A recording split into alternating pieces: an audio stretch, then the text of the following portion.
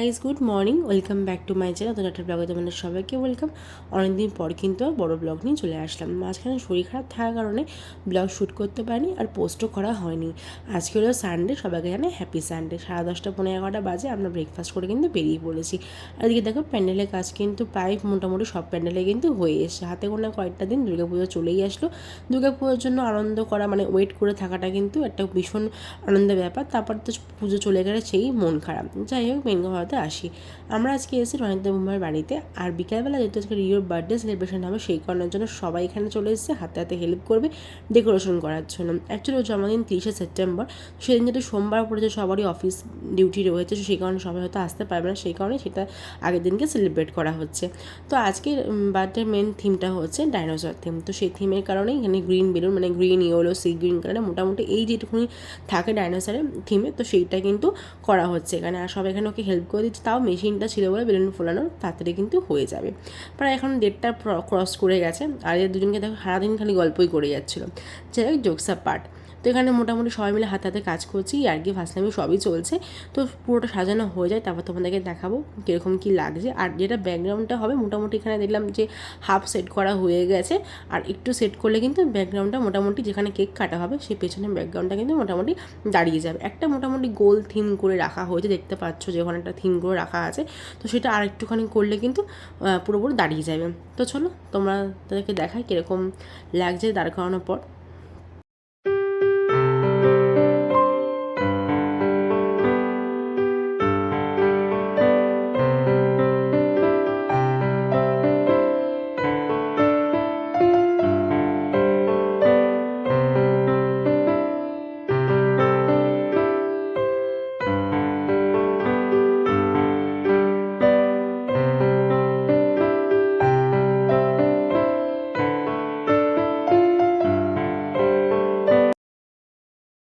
আজকে মেন সাজানোর দায়িত্বটা কিন্তু ওই দিয়েছিল। ছবি দেখে দেখে ওরকম ডিটো তৈরি করার চেষ্টা চলছে। পুরো তো প্রফেশনাল নয়, জানি না কতটা কি দাঁড় করাতে পারবে। আশা করি যতটুকু হবে ভালোই হবে, সবার পছন্দই হবে। আর এদিকে বার্থডে বয় কিন্তু আমার কোলে চলে এসছে। মোটামুটি তোমরা দেখলে পেছনে কেক কাটার যে ব্যাকগ্রাউন্ডটা ওটা হয়েছে, কিন্তু এখনও অনেকটা কাজ বাকি আছে ওখানে। জাস্ট ওটাকে দাঁড় করে রেখে দিল। আর এখানে যে হোয়াইট আর রেড বেলুনটা যেটা তৈরি হচ্ছে কম্বিনেশনে, ওটা কিন্তু বাইরে গেটে লাগানো হবে। ভালো লাগবে না দেখতে, শুধু কেক কাটা ওখানে থাকলে কিন্তু বাইরে ওটা ফাঁকা ফাঁকা লাগবে। তো সেই কারণের জন্য সবাই ডিসাইড করলো যে বাইরেও লাগানো হবে। তো এখানে সাদা কালারের বেলুন আর লাল কালারের বেলুন কিন্তু ফোলানো হচ্ছে। আর এই যে বার্থডে বয় বসে বসে দেখছে কীরকম কী কাজ চলছে না চলছে জন্মদিনে। তো এদিকে প্রায় হয়ে এসে, তো চলো তোমাদেরকে একবার দেখাই কতটুকু কী কাজ এগোলো ওদিকে।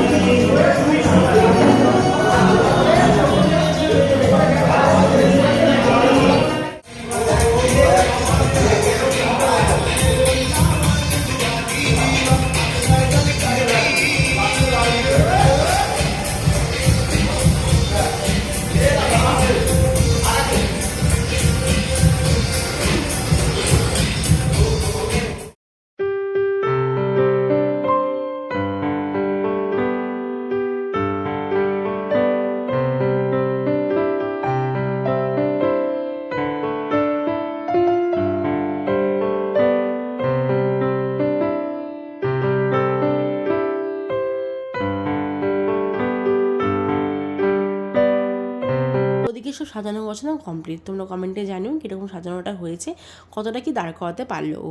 আমার তো বেশ ভালো লেগেছে। ওখানে সব কাজ সাথে বাড়িতে ফিরতে ফিরতে বা 4টে ক্রস করে গেছিলো। এসে লাঞ্চ করা 4:30 5:45 এরকম নাগাদ। তারপরে কিন্তু একটু রেস্ট নিচ্ছিলাম। এখন বাজে 7:30 রেডি হয়েছে। এই যে হলুদ কালারের গাউনটা পরলাম, এটা অনেক দিন পর পরলাম, সেই লাস্ট কোনো এক বার্থডেতে পরেছিলাম। আর যে ব্যাগটা দেখছো, এটা কিন্তু আগের বছরে আমাকে দাদা দিয়েছিল রাখিতে। 1 বছর ধরে আমার আলমারিতে পড়িয়েছিল, ইউজই করা হয়নি। তো ভাবলাম ড্রেসের সাথে আজকে বেশ ভালোই মানাচ্ছে নিই। আর এই টাইপের টাইপের ব্যাগ আর স্লিং ব্যাগ কিন্তু ইউজ করতে আমার বেশ ভালো লাগে, এটা আলাদা ভালো লাগা কাজ করে। যাই হোক, তো ওদের বাড়িতে ঢুকতে ঢুকতে তখন 8:20 হয়ে গেছিলো। এসে কিন্তু চিকেন পকোড়া আর ফ্রেঞ্চ ফ্রাই খেয়ে নিলাম। তো এখানে দিলাম মোটামুটি সবাই চলেই এসছে। আর আমাকে আজকে কীরকম লাগছিলো অবশ্যই কিন্তু কমেন্টে জানিও। তোমাদেরকে একটু পরে কিন্তু বার্থডে বয়কে দেখাচ্ছি, কেন বার্থডে বয় এখন ব্যস্ত তার বন্ধু বান্ধবদের সাথে খেলাধুলা করতে, সেটা থাকাটা স্বাভাবিকই। আর কেকও চলে এসেছে, একটু পরে কেক কাটা হবে। আশা করি তোমরা ব্লগটা দেখতে বেশ ভালোই লাগছে তোমাদের, আর ব্লগটা কিন্তু এনজয় করছো। তো চলো এখন কেকটা কাটা যাক।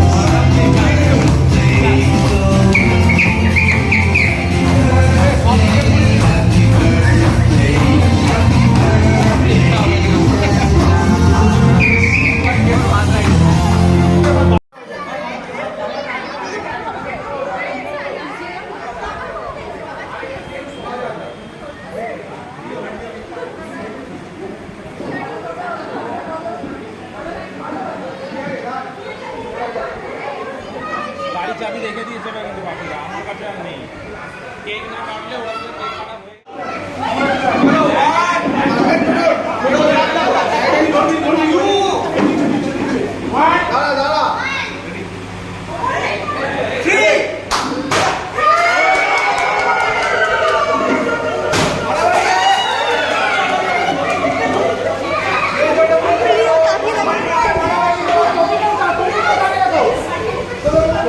ওদিকে মজা আনন্দ সবই তো হচ্ছে, তো ভাবলাম তোমার সাথে একবার শেয়ার করে দিই ডিনারে কী কী ছিল মেনুতে আজকে। এদিকে ফিশ ফ্রাই, তার সাথে স্যালাড ছিল। এদিকে আই থিঙ্ক এটা জিরা রাইস হবে। তার সাথে ছিল মাটন আর চিকেন, যারা মাটন খায় তাদের জন্য চিকেন ব্যবস্থাও ছিল। চাটনি, পাঁপড়, মিষ্টি, সন্দেশ, আইসক্রিম, কোল্ড ড্রিঙ্কস যেগুলো থাকে সেগুলো সবই ছিল। আর প্রত্যেকটা খাবার কিন্তু খেতে দুর্দান্ত ছিল। আমরা সবার লাস্টে খেয়েছিলাম, মানে সবাই চলে গেছিলো, তারপরে কিন্তু আমরা কয়েকজন মিলে খাওয়া দাওয়া করেছিলাম। আর প্রত্যেকটা খাবার খুব ভালো ছিল। এদিকে হাতে আইসক্রিম নিয়ে বসে আছি, কেন আমি টায়ার্ড হয়ে গেছি এতটা খাওয়া দাওয়া করে। আসলে খাওয়া দাওয়া যদি এখন করি না, খুব মানে অল্পের মধ্যে চলে হুট করে খাওয়া দাওয়া হলে কিন্তু আমার একটু শরীরে কষ্ট হয়, প্রবলেম হয়। একটু রেস্ট নিচ্ছেন, তারপর আইসক্রিমটা খেলাম। আর এদিকে দেখো রিওর কিন্তু বার্থডে কেকটা চলে এসেছে, রাতে 12টার পর কাটা হবে। বেশ ভালো দেখতে লাগছে কেকটা। আর যেহেতু আজকেও জন্মদিন 30 তারিখ হয়ে গেছে, দেখো কেউ নেই, আমরা কজনই আছি, এই কজন মিলে কিন্তু এখন বার্থডে কেকটা কাটবো। Happy birthday Riya, happy birthday to you.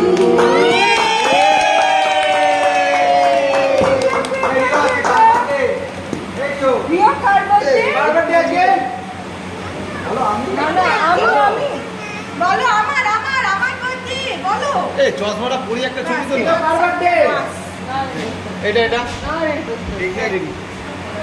ও দেখি চেঙ্গিস খান।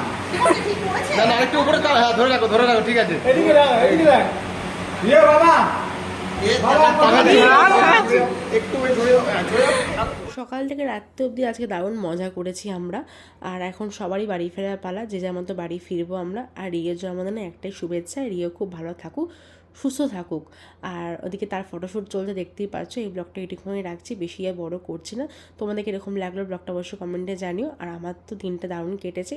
আর ভালো লাগলে ব্লগটা অবশ্যই লাইক কমেন্ট সাবস্ক্রাইব করো। দেখা নেক্সট ব্লগে, ততক্ষণ সবাই খুব ভালো থেকো, টাটা, গুড নাইট।